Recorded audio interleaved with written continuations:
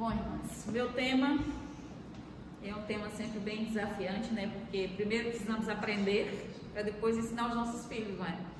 Se a gente não aprende, não tem como ensinar os nossos filhos. Então, basicamente, o que nós vamos trabalhar aqui hoje é falar um pouco do conceito da modéstia, depois vamos dar algumas orientações práticas e, por fim, vamos falar de princípios que fundamentam esse conceito da modéstia, ok? Basicamente é essa a nossa apresentação aqui. Mas antes de começar, eu queria trazer 3 perspectivas fundamentais que me nortearam quando eu comecei a estudar sobre esse assunto. Lembram que eu disse no início que eu resisti ao tema? Lembram disso? Pronto. Resisti durante 2 anos a esse tema, mas chegou a hora de eu começar a estudar sobre ele. Foi aí que, quando definimos para este ano, que a gente normalmente no início do ano define, ou até no ano anterior, define o que nós vamos trabalhar como tema para o ano seguinte, então eu comecei a estudar sobre isso. Então eu queria que essa mesma perspectiva que eu tive de aprendiz, de estrangeiro e de mordomo, vocês possam ter também hoje aqui, tá bem?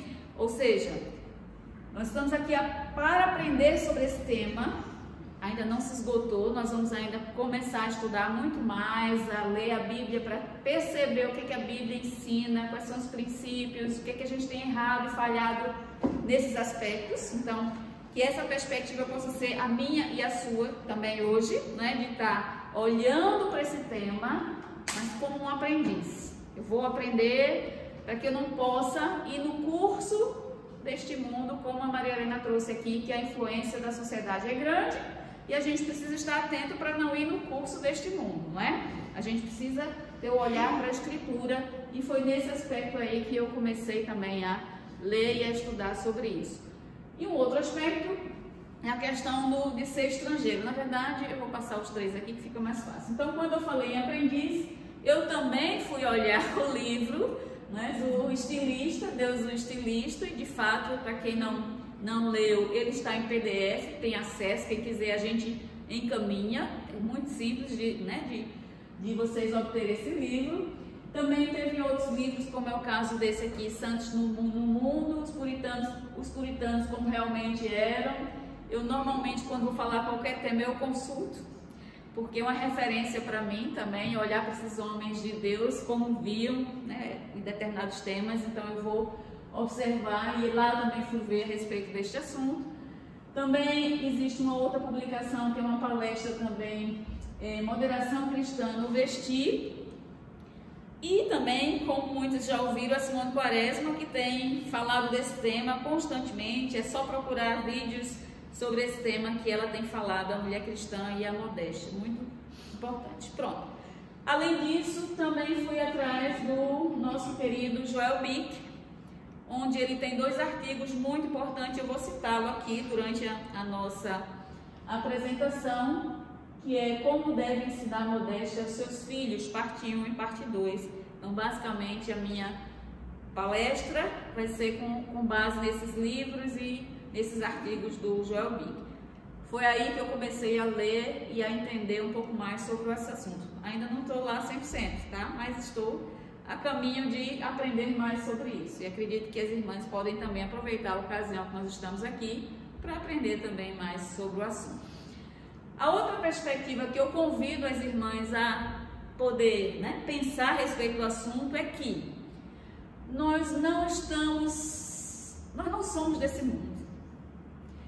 Quem aqui é brasileiro? Acho que a maioria, não é? Tem algum português aqui? Só Maria Helena, né? Não, pronto. Português. Pronto, mas olha só.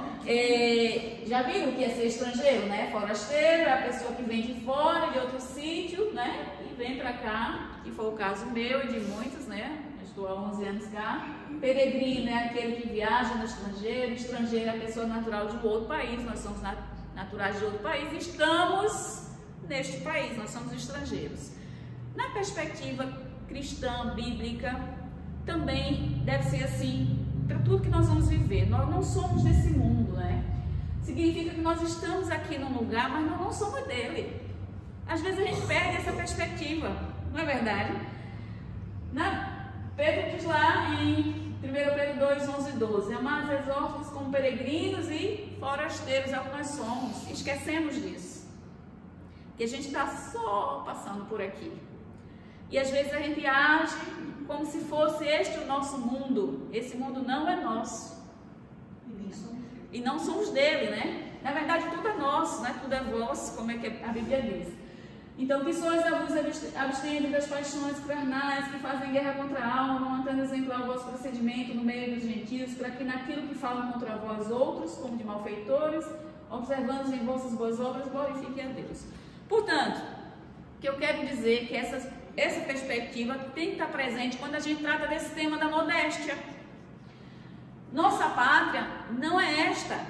A nossa pátria está nos céus. Não é isso que diz lá em Filipenses?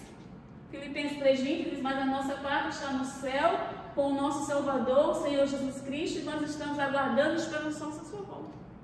Esquecemos disso. E terminamos recebendo essas influências, como vimos na palestra da Maria Helena, não é?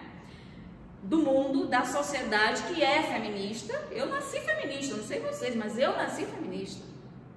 E fui sendo influenciada até hoje no conceito do mundo feminista que nós vivemos. Portanto, nós não podemos perder essa perspectiva também.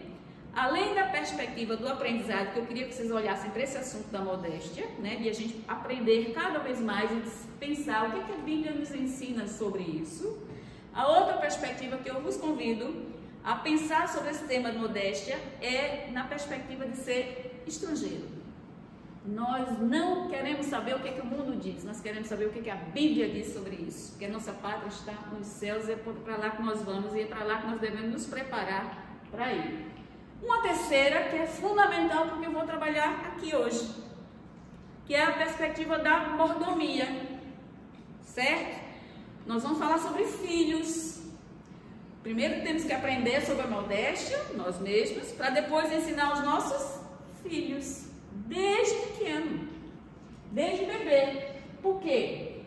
A responsabilidade dos pais pelos filhos, né? Tem nesse livro do livro Santos no Mundo, diz assim: atitudes puritanas em relação a filhos estavam arraigadas na convicção de que filhos pertencem a Deus e são confiados aos pais como mordomos.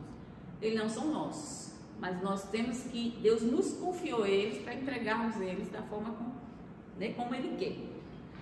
Então, eu trouxe algumas citações de alguns puritanos que diziam: os filhos nascidos em nossas famílias são nascidos para Deus e Deus os estende a nós. Outro puritano, Mata, diz assim: os pais devem dar conta das almas que pertencem à sua família. E o Thomas Watts, outro puritano, diz: os pais cristãos se esforçarão para que os seus filhos sejam mais filhos de Deus do que seus filhos. Será que nós estamos nos esforçando para que os nossos filhos sejam mais filhos de Deus do que sejam nossos? Essa é a perspectiva da mordomia que eu vos convido a olhar esse tema. E eu trouxe aqui uma citação do Richard Mata, que imaginou os filhos no dia do juízo, você consegue ler aqui, dirigindo-se aos pais que negligenciaram seu treinamento. E dizia assim, olha só, tudo isto, e os filhos falando para os pais que negligenciaram seu treinamento, a sua formação segundo as Escrituras. Tudo isso que sofremos é por causa de vocês. Deveriam ter nos ensinado as coisas de Deus e não fizeram. Deveriam nos haver impedido de pecar e nos corrigido e não fizeram. Vocês foram meio da nossa corrupção e culpabilidade originais e, no entanto, nunca demonstraram qualquer cuidado competente para podermos ser livres nisto.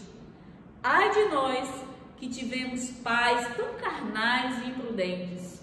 E ai de vocês, porque não tiveram mais compaixão e piedade para evitar a miséria eterna de seus próprios filhos. É triste, né? Imagine isso acontecer no dia do juízo e você ser culpado da negligência, né, que teve em relação aos seus filhos. Eu lembro de algumas palestras que demos aqui, citamos várias vezes o Joel Bick, naquele livro dele, Filhos da Aliança, que ele dizia assim: Nós não somos o Espírito Santo para convencer os nossos filhos, mas nós devemos trabalhar como se fôssemos o Espírito Santo. Este é o nosso trabalho. Portanto, nós temos que ser bons mordomos em relação aos nossos filhos. Ou seja, nós temos que olhar para o tema da modéstia. Eu resisti, eu disse, mas comecei a olhar nessas 3 perspectivas que eu convido cada irmã aqui a olhar também. Como aprendiz, vamos aprender mais sobre esse tema. Vou começar a chorar também, todo mundo chora. Como aprendiz, como também um estrangeiro, nós não fazemos parte disso aqui. Isso aqui vai acabar a qualquer momento, é só Jesus voltar, não é?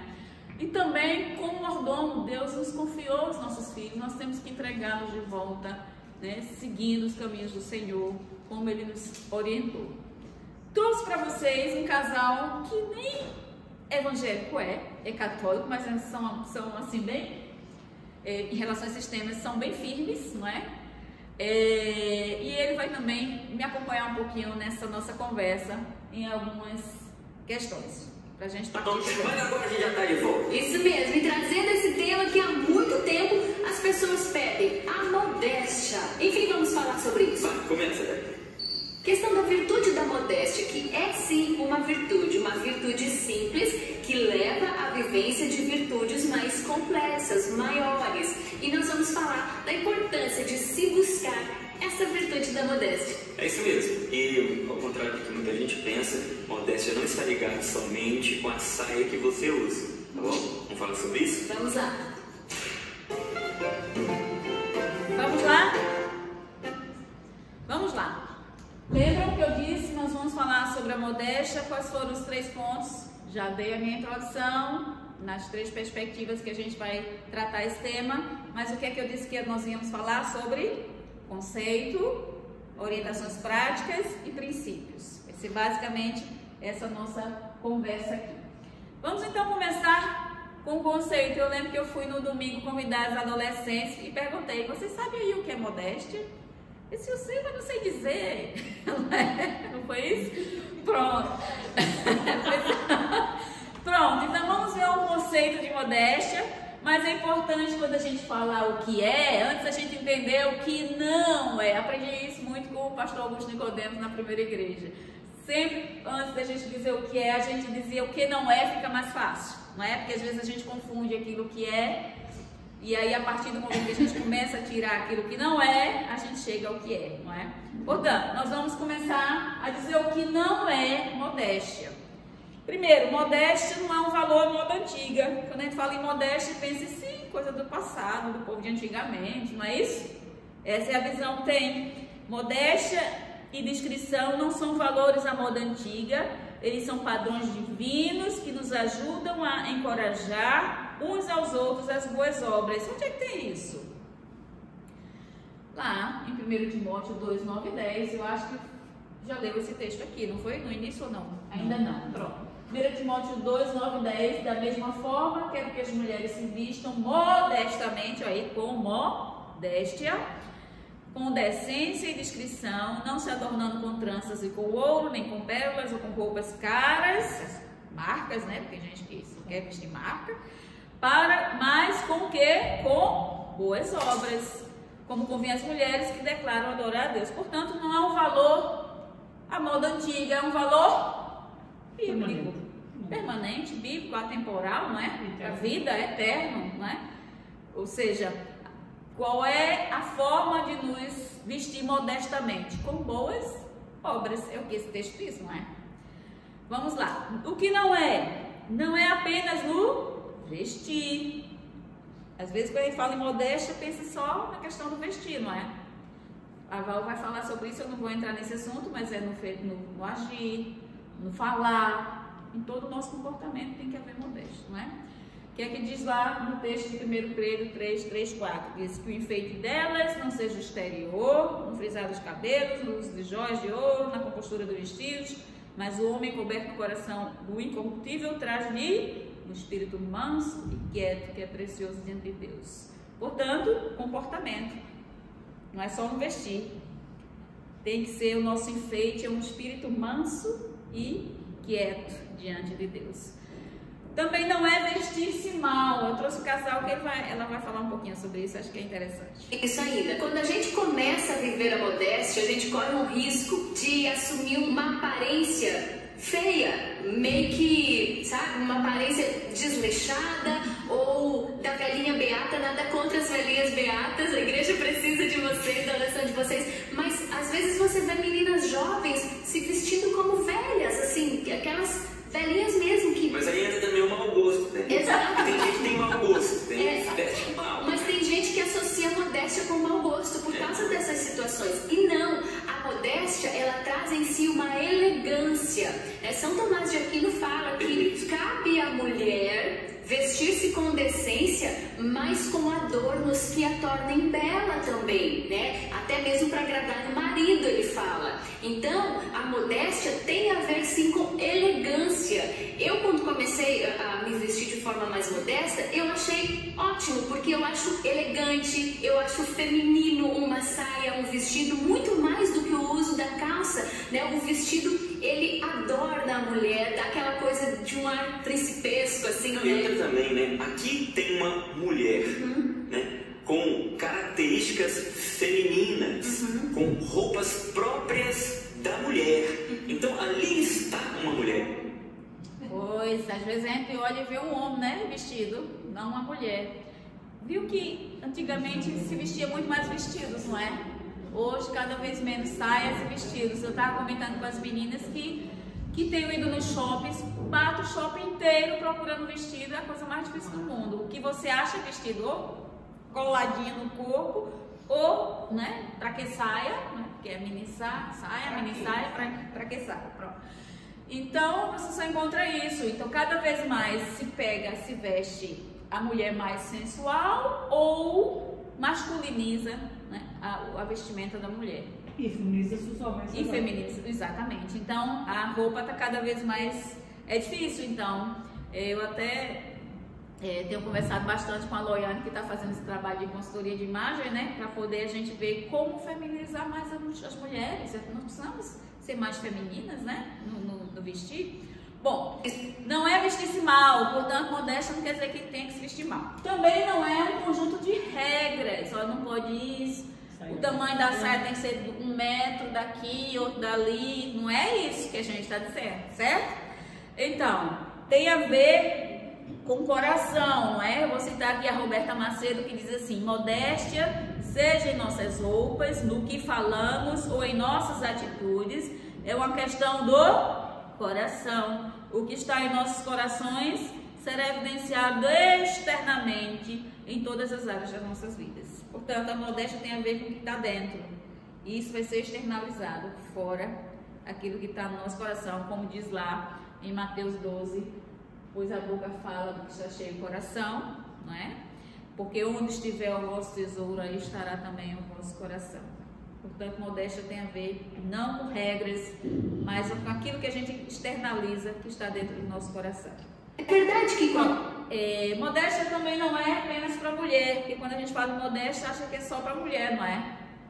Depois manda os recados para os maridos e os filhos, que é também para eles. É verdade que quando se fala de modéstia, se recorre mais à questão da mulher, porque o sexualismo ele é mais impregnado na mulher por causa da tentação do homem, que é visual. Já no homem, ele não tem tanta essa necessidade de se mostrar que a mulher tem. Porém, com todas essas reviravoltas do mundo, né, que tenta acabar com a identidade masculina e feminina, o homem também está indo por esse caminho, não é, Tiba?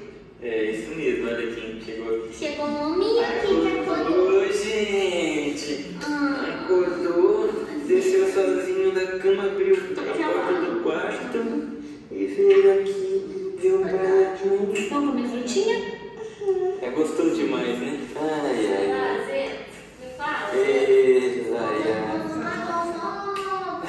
Olha lá, postei lá no vídeo. Fala, oi pessoal, é importante a gente tocar nesse assunto da masculinidade, até porque as referências que os nossos filhos precisam ter é de uma masculinidade segura, determinada, tá? Identificável, né? Isso vai dar roupa ao comportamento. Pois, percebe? Bom, já dissemos o que não é. É importante então dizermos o que é. Tá aí um conceito rápido, né, sobre o que é modéstia. Aquele que não, ou aquilo que não possui ou demonstra vaidade em relação a si mesmo, as próprias conquistas, sem presunção e orgulho. Isso traz no dicionário, né, esse conceito. Que não se importa com luxo nem ostentações, despretensioso, moderado, sóbrio, decente. Quem é modesto se expressa com naturalidade, simplicidade, singeleza, sobriedade e decência. Percebe que não tem nada a ver com o tamanho disso, daquilo, mas sim com essa questão que está no coração, que é chamada de vaidade. Muitas vezes tem a ver com isso, não é? Pronto. Outra coisa que eu queria dizer em relação à modéstia é a conotação negativa que se tem. Vocês já ouviram falar assim, né? Não seja modesto. É uma conotação negativa, não é? Está dizendo o quê? Não seja simplório, não seja, não é isso? Na verdade, seja modesto, seja simples, que é o que a gente viu como conceito, não é? Ou, assim, modéstia à parte, não é? Então, normalmente tem uma conotação negativa, mas não. A Bíblia fala sobre isso, a conotação é positiva, seja modesto, seja modesto. E há também outra questão, a questão da falsa modéstia, que existe muito, não é? De você demonstrar uma certa simplicidade, modéstia, e na verdade não é nada daquilo. Vamos ouvir o casal de novo. E aí existe a falsa modéstia, que a gente conversava também. Exatamente, a falsa modéstia, ela é uma realidade. Aqueles que, na verdade, por uma falsa humildade, algo muito simplório, que na verdade esconde o desejo de se sobressair por ser humilde, por ser puro, por ser singelo, né? Olha como eu sou santo, olha como que eu sou modesto, olha como que eu sou puro, olha como eu sou espiritual. Por trás de certas atitudes assim, a falsa modéstia, se esconde o orgulho, o amor próprio. Você usou o exemplo do véu, que é muito interessante ideia. Qual que é a glória da mulher? São os cabelos da mulher. Então o véu, ele simboliza isso. Eu tampo a minha glória para que a glória de Deus apareça. Muito bom, né? Muito bonito isso, não é? Bom, é muito importante para a gente fechar esse tema do conceito, para a gente já partir para o segundo ponto, que a gente possa pensar, toda mulher cristã precisa saber sobre modéstia. Tem a ver com o que o Jeff Pollard fala no livro, né? É muito raro encontrar uma mulher que entende corretamente o efeito que suas roupas têm sobre os outros. Muitas mulheres não compreendem que são velas em meio à pólvora. Isso me chocou quando eu li essa citação do Richard Barker, que também é um puritano pastor do século XVII, que diz assim: vocês mulheres não podem colocar pedra de tropeço no caminho dos homens, nem acender o fogo da concupiscência deles, nem fazer de suas vestes uma armadilha para eles. Vocês, mulheres, têm de andar entre pessoas pecaminosas, como fariam se estivessem cortando uma vela em meio à pólvora ou palha, pois de outro modo poderão ver a labareda que não tinham previsto quando for tarde demais para apagá-la. Isso realmente me chocou, porque normalmente quando as pessoas falam em modéstias, mas eu me visto assim, o outro que se vire, eu não tem nada a ver com o outro, sou eu, não é? Portanto, não só é um pecado nosso, que é de nossa responsabilidade, mas nós podemos levar o outro a pecar. E isso foi o que mais, eu acho que nesses estudos, que foi o que mais mexeu comigo, não é? Porque não é simplesmente eu, mas é o que o outro, eu posso estar levando o outro a pecar, não é? E de fato a gente tem que ter muito cuidado para não jogar fogo em algo que não deve ter fogo. E isso tem a ver com sexualidade, né? Tem a ver com muitas vezes, você vai ver aí, no Jardim do Éden nos é dito que Eva admirou a aparência exterior da fruta antes que ela a pegasse a comer. O que quer dizer isso? Que ela não era só uma coisa que estava no coração, é o que está fora, o que mostra, não é? Aquilo que é externo. E lá nós vemos aquela citação de Tessalonicenses, né, que diz que nós devemos ser santos. Eu não vou ler toda, mas todas conhecem. Essa foi a primeira Primeiro, esse versículo todo, de 1 a 8, eu e meu marido, assim que casamos, foi o que nós decoramos. Foi o primeiro verso, assim, de 1 a 8, nós conseguimos decorar isso para que a gente pudesse andar, fazer a vontade de Deus na nossa santificação. E o que me chamou mais a atenção é exatamente isso aqui. E que nesta matéria ninguém ofenda nem defraude a seu irmão. Eu não tinha parado para pensar nesse item do versículo. E que nesta matéria da prostituição, da sexualidade, né, ninguém ofenda nem defraude o seu irmão. Ou seja, não é uma coisa só que é um pecado meu, que eu tento me proteger, mas eu tenho que proteger o outro para não pecar também. Então, algo importante que a gente precisa pensar, né? O João Calvino diz assim, que uma mulher vestida com modéstia educa um homem apenas com a sua presença. Que bonito, né?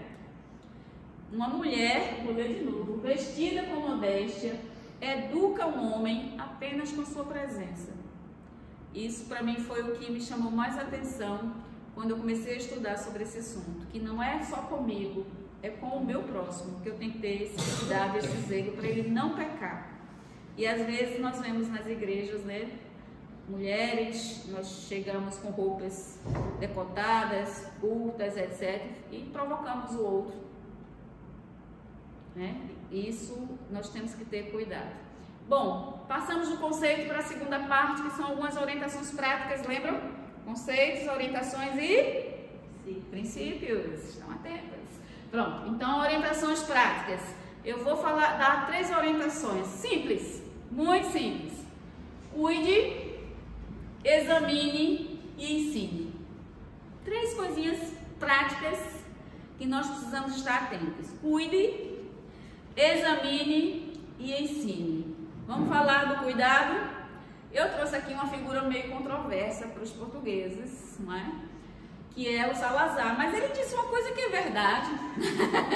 Ele disse assim: ensinai aos nossos filhos o trabalho, ensinai às nossas filhas a modéstia, ensinai a todos a virtude da economia, e se não puderdes fazer deles santos, fazei ao menos deles cristãos. Achei bacana o que ele disse, né? E tem que realmente ensinar isso aos nossos filhos. E eu quero então começar dando um alerta aos pais, quando eu falo de cuide dos seus filhos. É o meu primeiro ponto que eu queria trazer como orientação prática às mães que estão aqui. E dentro desse aspecto, nós temos que ter cuidado com 2 coisas, certo? Que é a adultização das crianças e que é a sexualização das crianças. E olhe que isso não está começando com 5, 6, 7, 8, não. É desde bebezinho, certo? Então, temos que ter muito cuidado com esses 2 aspectos. Há problemas com a modéstia na infância, né? Roupas ousadas e reveladoras têm estado no topo da moda mundial há muitas décadas. Crianças e jovens são encorajados a expor seus corpos e deixar a sensualidade aflorar. Isso é mentira minha, não. O que é que a gente vê aí? A gente vê esse tipo de vestimenta de uma criança infantil? Não. Muitas vezes a criança está adultizada, com roupas adultizadas, né? Vista as meninas como o que elas são, crianças. Eu quero ver se dá tempo da gente ouvir todo. São 7 minutos nesse vídeo, eu acho que não vai dar tempo, mas aí eu paro. Porque um pediatra que vai falar sobre isso, eu achei muito interessante trazer. A adultização da criança, a adultização da infância, o fim precoce da infância. Querem ouvir todos? Como é que a gente percebe que uma criança está sendo adultizada? Quando a gente começa a perceber valores e comportamentos do mundo adulto numa criança de 5 anos, de 7 anos. E muitas vezes esses valores e comportamentos não são os valores e comportamentos bacanas do mundo adulto. O amor, a solidariedade, a vida significativa. Não, muitas vezes são os piores valores. A hipervalorização da aparência, com maquiagens e vestidos, a hipervalorização de marcas, de modismos, de consumismo, a futilidade, o vazio, a sexualidade, a erotização na infância de crianças de 7, 8 anos. Então, esses valores, que são os piores valores do mundo adulto, aqueles que a gente critica, que deve evitar, são justamente aqueles que chegam primeiro na infância, nesses processos de adultização. Existem, então, muitas formas de adultizar uma criança. Por exemplo, você oferecer para ela atividades que envolvam esses valores e nesses comportamentos do mundo adulto. Uma coisa é uma criança brincar com a maquiagem da mãe, se borrar de batom, passar pó de base, pintar as sobrancelhinhas e fazer uma bagunça com vestidos, com os sapatos da mãe. Uma outra coisa é você promover uma festinha no cabeleireiro ou na limusine que vai promover a hipervalorização desses comportamentos, fazer com que elas ajam como adultas, né? E vistam, põem um salto alto e roupinhas da marca e comecem a hipervalorizar esse mundo das aparências, do consumo, dessas adesão a marcas caras. Isso não é necessário, né? Promover isso na vida da sua filha ou do seu filho. E o que é mais grave, algumas dessas crianças estão sendo expostas como cabides de moda, como cabides de propaganda. Propaganda de roupas, propaganda de brinquedos, propaganda de comida, geralmente comida ruim, né? São as blogueiras, são as crianças youtubers, são os Insta-Kids, usados pelas famílias, pelos pais, para fazer dinheiro e expondo essas crianças a um mundo que é muito tóxico para elas, gente. Um mundo de celebridade fácil, de fama vazia, um mundo de extremo consumismo, de extrema futilidade, de extremo materialismo. É um mundo onde muitas pessoas vivem, mas que não é um mundo, digamos, saudável para a criança. Uma outra forma de adultizar uma criança é deixar ela ficar muitas horas nas telinhas e na internet, porque ela vai ter Facebook precocemente, e Twitter, e Instagram, e Snapchat, e ela vai ficar muitas vezes exposta a valores adultos, especialmente aí já entra uma área mais perigosa, né? No YouTube você vai ver vídeos eróticos de funks proibidos, trazendo para ela, para esse mundo da erotização de uma forma pornográfica, de uma forma comercial, não expondo ela a uma sexualidade saudável, uma sexualidade ligada ao amor, à intimidade, às relações interpessoais saudáveis, e expondo ela a um tipo de erotismo muito perverso e muito tóxico. Então ela vai começar a entrar em contato com a sexualidade muito antes da sua capacidade de entender e de gerenciar a questão da sexualidade, muito precocemente e de uma forma muito ruim. Então é um problema duplo que se coloca nesse fenômeno. Uma outra forma de adultização da infância, que talvez seja mais comum, é essa ideia de que a criança precisa construir um currículo na infância, de que ela precisa fazer muitas aulas e muitas atividades extracurriculares para que ela possa ser um adulto de sucesso, para que ela possa ser competitiva no meio capitalismo selvagem que a gente vive, que ela possa conseguir o melhor emprego, que ela seja mais bem avaliada pelas empresas. Então ela vai fazer aula de inglês, aula de ginástica, aula de natação, aula de equitação, de corte e costura, vai desenvolver habilidades múltiplas, xadrez, pulmão, violino. Isso tudo porque não porque a criança quer ou gosta, mas porque ela precisa ser competitiva, né? Precisa entochar a criança de habilidades e conhecimentos na infância para que ela já chegue à vida adulta ultra preparada. Isso é uma ilusão. Isso muitas vezes vai causar estresse na criança, vai causar aversão a certas atividades. Então, impor uma atividade que a criança não goste, não curta, não tenha prazer, é uma burrice, porque você vai gerar aversão, vai gerar, às vezes, repulsa àquela atividade e vai gerar infelicidade. A criança ela faz essas coisas infeliz. Especialmente a gente está ignorando um elemento fundamental, que é o fato de que a infância ela prepara para a vida adulta através do brincar. Né? Brincando na praça, brincando com amiguinhos, brincando livremente, sem supervisão de adultos, sem um treinador, que ela vai adquirir habilidades aí sim fundamentais para a vida. Primeiro, ela vai se afastar um pouco do estresse, do excesso de adultização. Ok. Bom, ele falou alguma coisa sobre isso, né? A questão da criança que tem sido vestida com a moda, né? Com roupas de adultos. Aí parece que com maquiagens, etc. E além da adultização, falei também de outro problema para a gente ter cuidado em relação que é a sexualização das crianças, não é? Garotas estão crescendo em uma época onde elas encaram uma avalanche de mensagens que as dizem que deve parecer com modelos e pôsteres, ou ser a garota mais bonita da escola. Nossas filhas estão crescendo em uma sociedade que diz que elas são valorizadas por sua aparência, mais do que por seu comportamento ou pela disposição interior de seus corações. Nossos filhos estão crescendo em um mundo saturado de mensagens sexuais de todos os tipos. Isso é verdade, não é? Então, o modelo é aquele e a garota mais bonita da escola é que chama atenção, mas não é isso que vai fazer com que você tenha um casamento, né? Segundo a Escritura nos ensina. Bom, em relação aos rapazes, eles são encorajados a fortalecer seus corpos e mostrá-los em regatas e calças coladas. Eles são encorajados a ir atrás das garotas que se vestem com as roupas mais sexys e a amarem mais o prazer do que a Deus. Eles estão em busca de gostosura e não de piedade. Então a gente precisa rever isso, né, nos nossos filhos. Esse tem sido o conceito que o mundo ensina e que os nossos filhos muitas vezes acompanham. Esse videozinho ele mostra um pouquinho da questão da sexualização das crianças. A infância só acontece uma vez. Ela é a base para uma vida saudável. Estimular uma criança a consumir bens e produtos, transformando-a no adulto, é um crime. A erotização precoce exige atenção. Pare. Pense.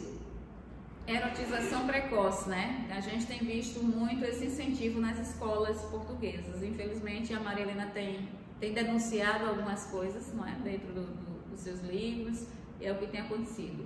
Por isso que muita gente tem optado pelo homeschooling, por conta dos ensinos que na escola procuram erotizar as crianças desde cedo.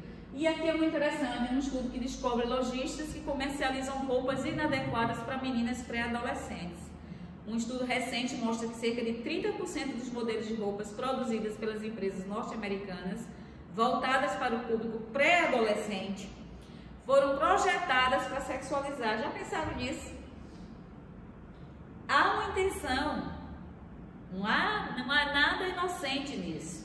Os pesquisadores descobriram que as roupas comercializadas para meninas de 6 anos estão sendo projetadas para chamar atenção para seus seios, nádegas e magreza, dando sinais de que são sensuais e inadequadas. Os pesquisadores dizem que é uma tendência que está reforçando estereótipos destrutivos para a atratividade feminina. Está aí o link desse estudo, quem quiser ver completo depois eu posso passar. Uma outra coisa também que eu, nas minhas pesquisas, comecei a ver, que na música, eu acho que a Helena falou um pouquinho sobre isso também, né? Tem uma dupla chamada Melody Rafinha Dragão, do Brasil. Ela é cantora e compositora mirim de pop e funk paulista, começou a cantar aos 8 anos de idade e suas letras trazem um conteúdo que não é esperado por uma criança dessa idade. As maquiagens, roupas e calçados copiam o adulto como se os gostos fossem os mesmos, vocês vão ver o vídeo que eu vou mostrar agora. As danças sensuais e canções com palavras obscenas já fazem parte do repertório dessas crianças. E as meninas usam roupas e objetos que estimulam a sexualidade precoce, assistem aos mesmos programas de televisão e falam a mesma linguagem dos adultos.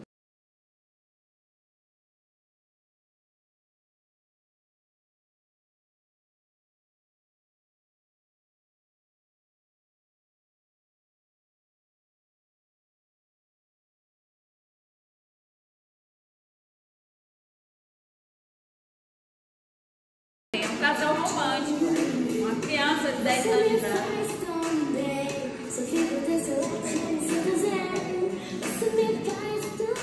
Eu ia pegar essa menina, vai crescer lá.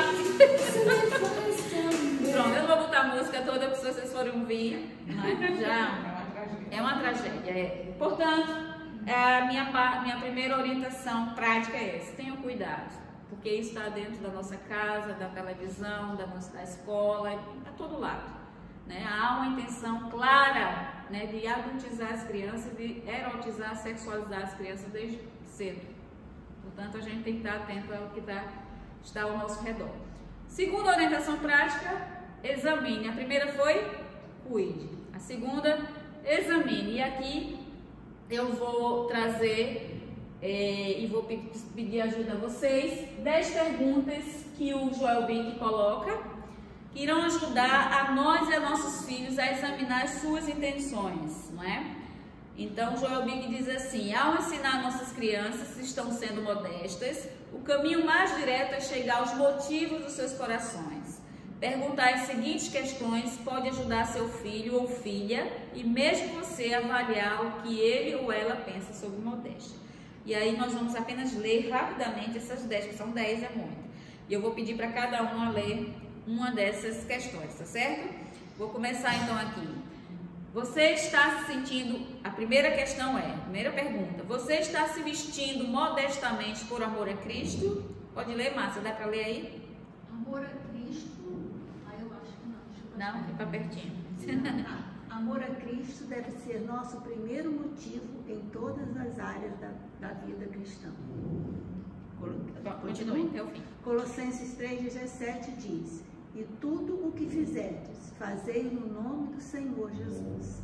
Deixe que o amor de Cristo constranja você nessa área da vida também.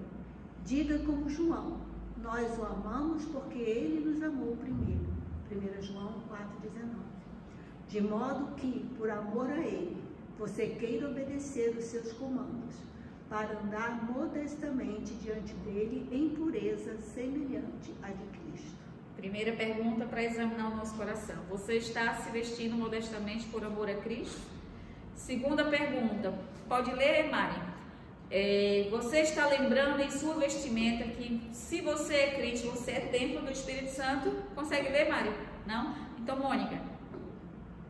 1 Coríntios 6,19 diz: acaso não sabeis que o vosso corpo é santuário do Espírito Santo, que está em vós, o qual tendes da parte de Deus, o que não sois de vós mesmos? Se você é o templo do Espírito, você é separado para a santidade na totalidade de sua vida, em tudo que você transmite aos outros, incluindo a área de como você se veste. Muito bem. Terceira questão para examinar o nosso coração e dos nossos filhos.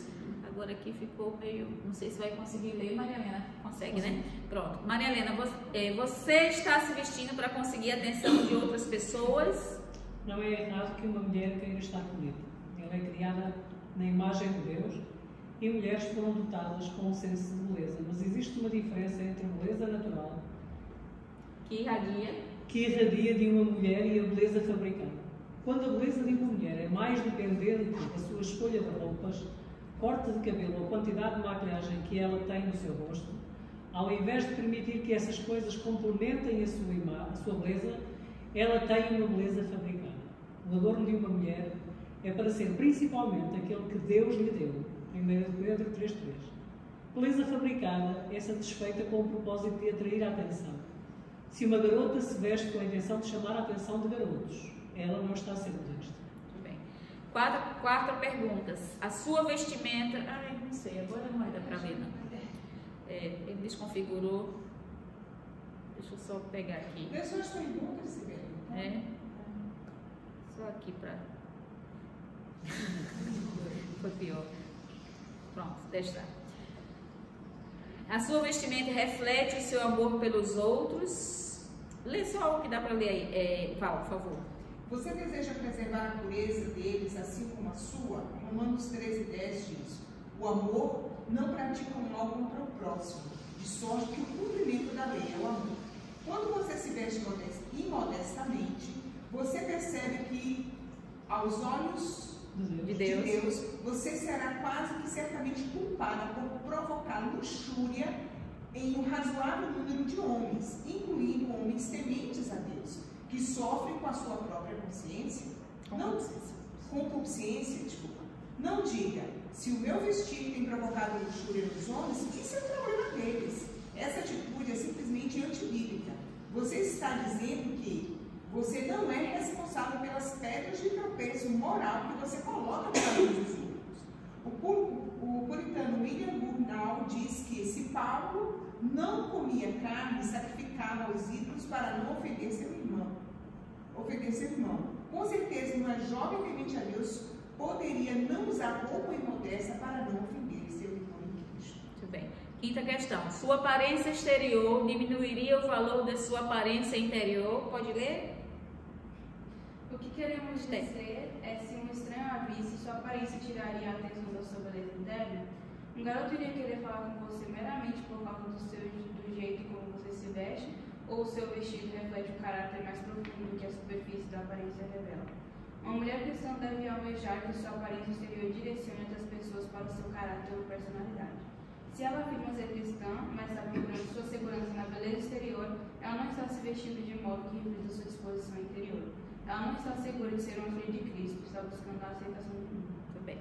Sexta questão. Você está honrando o seu pai com o que tem vestido? Adassa? Não consegue ler?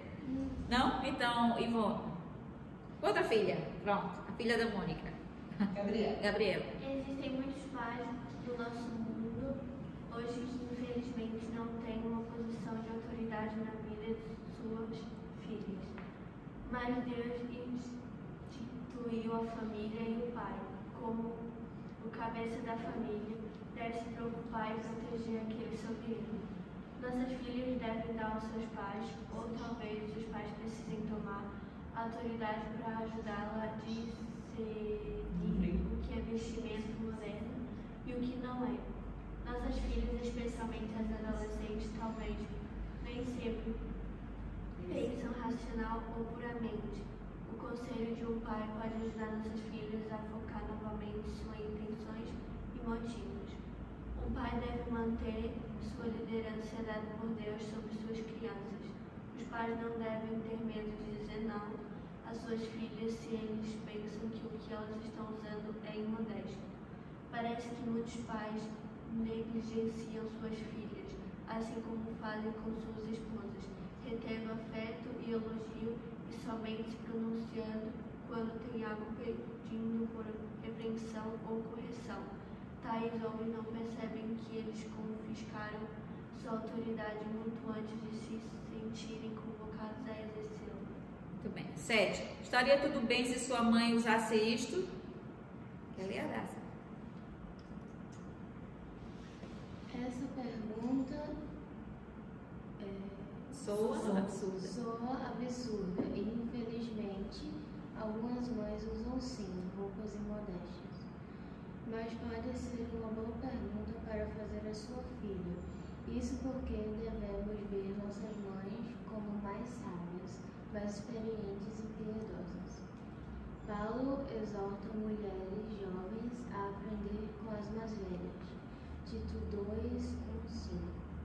Nossas mães devem ser um exemplo de como a pureza e a modéstia devem parecer. Se uma filha não consegue ver sua mãe usando calças justas ou uma blusa decotada, então ela deve ver isto como um sinal de sabedoria. Muito bem. 8º. Pode, Ivone? Você pode pedir a bênção de Deus sobre o que você está vestindo? Você pode ajoelhar-se e pedir a bênção de Deus sobre o que você está prestes a fazer? Se não, é melhor você não fazer.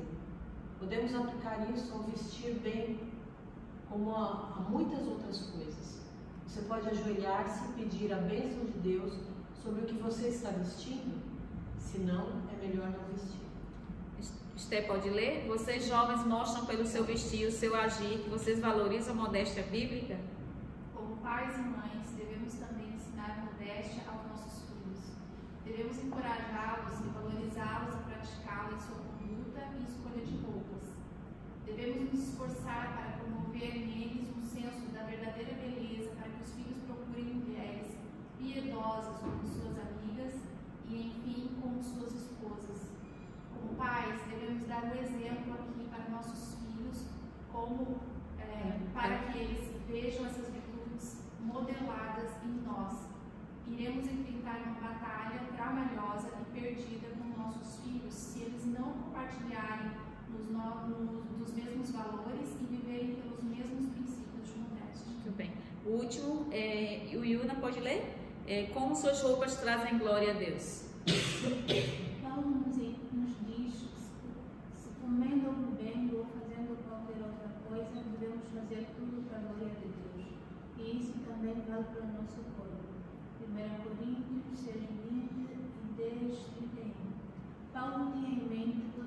áreas da vida, incluindo a pureza, a castidade e a modéstia de nossos filhos. Pais precisam ensinar às suas filhas a necessidade de glorificar a Deus em todas as coisas, incluindo no que vestem.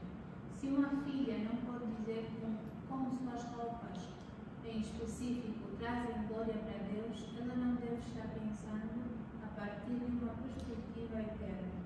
Precisamos ajudar nossas filhas a ver a necessidade de glorificar a Deus. Pronto. Eu quis trazer, foi extenso, mas eu quis trazer um pouco do que o Joel Bick fala a respeito, para avaliarmos, examinar o nosso coração.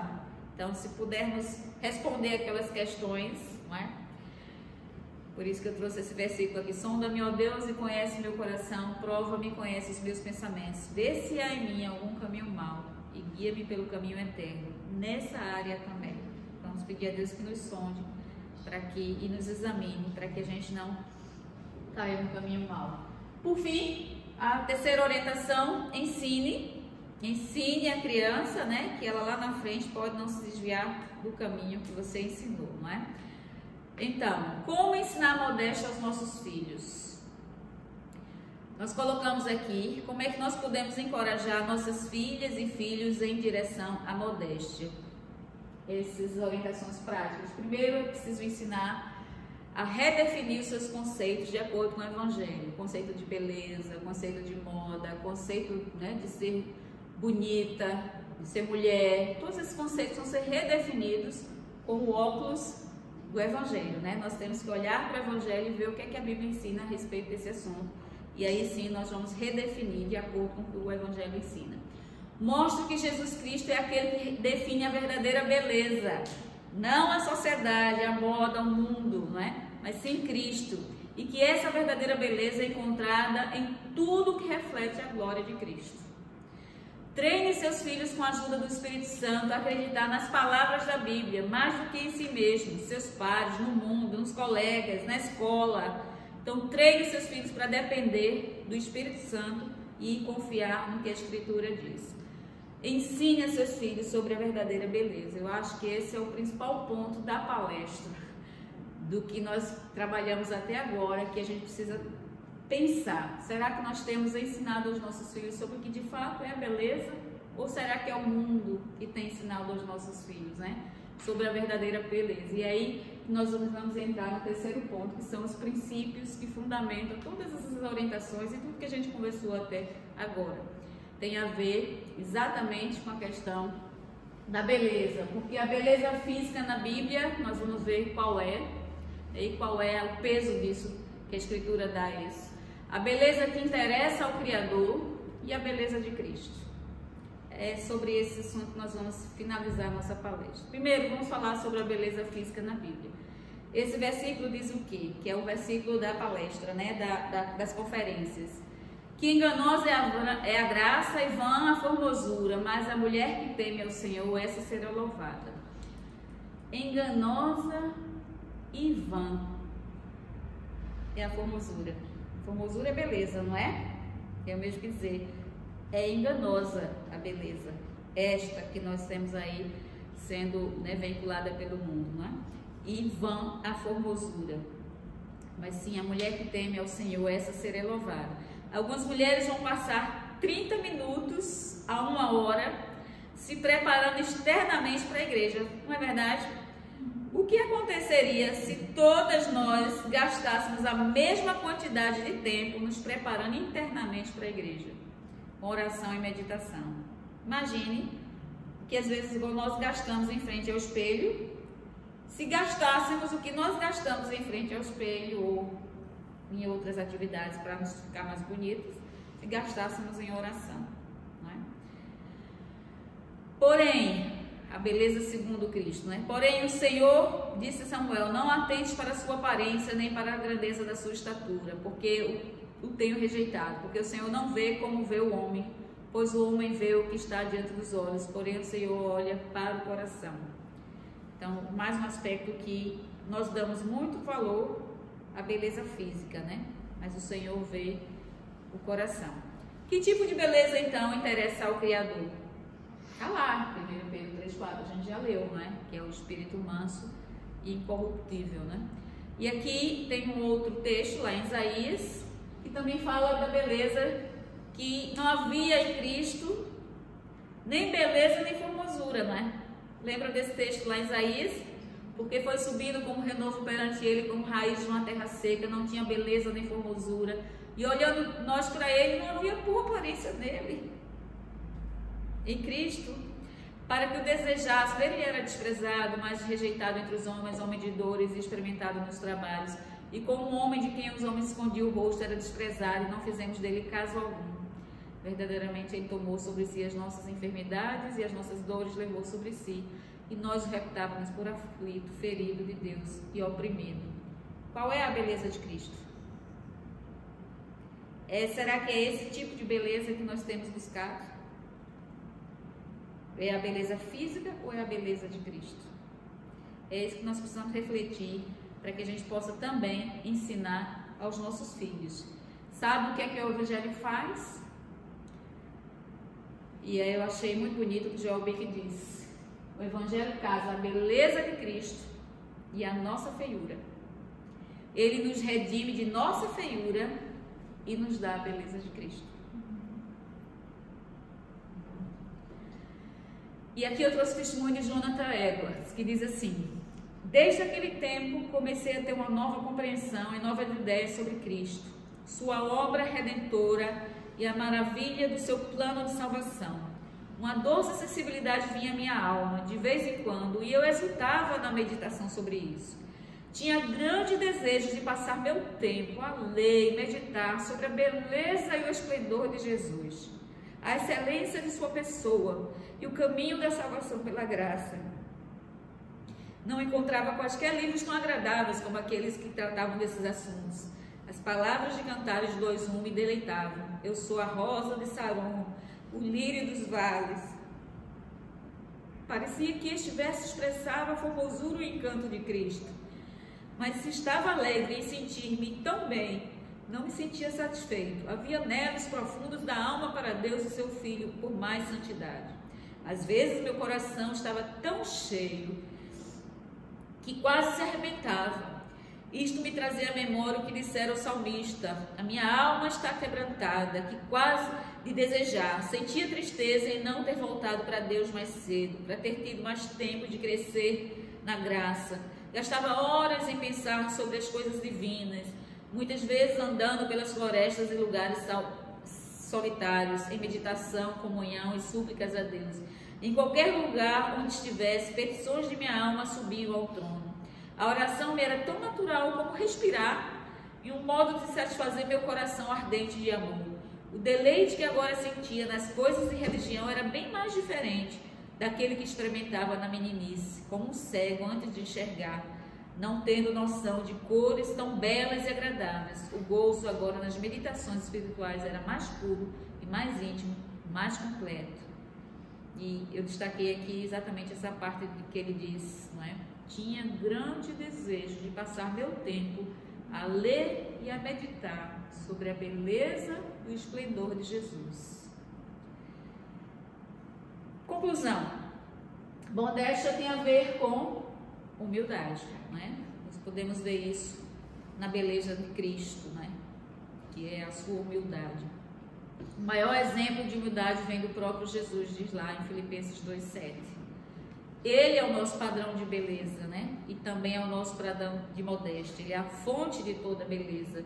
Vamos ler só Salmo, quem tem aí pode abrir, Salmo 45, verso 2. E aqui eu coloquei uma citação de São Tomás de Aquino, que diz: a humildade e a modéstia são as virtudes que vencem o vício do orgulho, né? Pode falar, pode. Tu és o mais formoso dos filhos dos homens, nos teus lábios se extravasou a graça, por isso Deus te abençoou para sempre. Amém.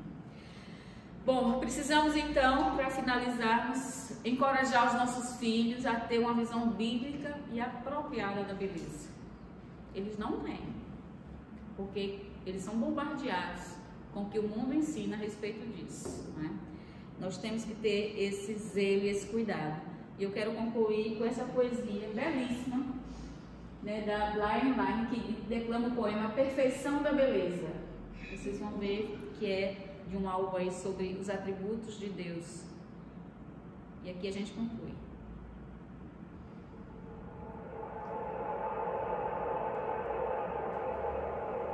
Beauty is sold in exchange for a dime. Nothing to attract us to you, yet we worship your creation as fine. Captivated by its forbidden fruit, pleasing our senses, so we suppress the truth and eat the lie. Media's fig leaf, deadening our soul and mind, sin, blinding us to you. The only objective beauty that's truly absolute, hidden in the symmetry of your goodness, glory, and truth. Each attribute working harmoniously, justice with patience, wrath with graciousness, omnipotence with humility, long-suffering with faithfulness, each a note to a sweet melody, the ultimate hymn entitled God's Beauty, immutable, no change, 'cause dimes get lost, daydreaming in dark gutters, unable to hear the call to wake up. They the noose, dripping honeysuckle lips, pasted on with MAC makeup. If they truly beheld your beauty, you'd make magazines and Mattel go bankrupt. You sent your beloved to be lifted up on a beautiful, seemingly ugly cross, the visible image of your hiddenness. Only you are beautiful and yet invisible. True beauty is spiritual.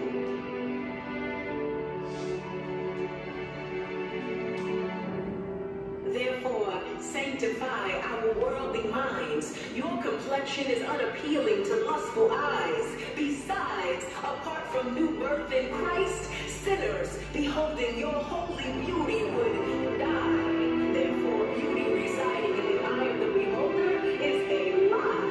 It is found in the beautiful one,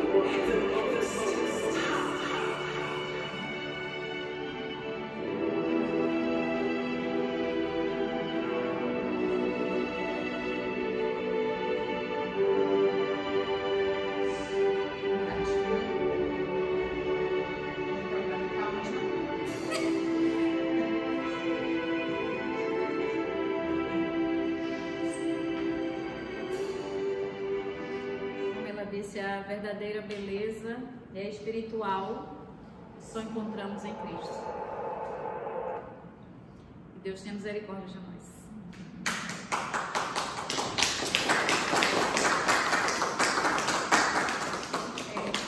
Um comentário rápido, é interessante como nós nem damos conta do quanto nós influenciamos, né, as nossas meninas, os nossos jovens, os nossos adolescentes. Eu falo isso assim, é até engraçado, né?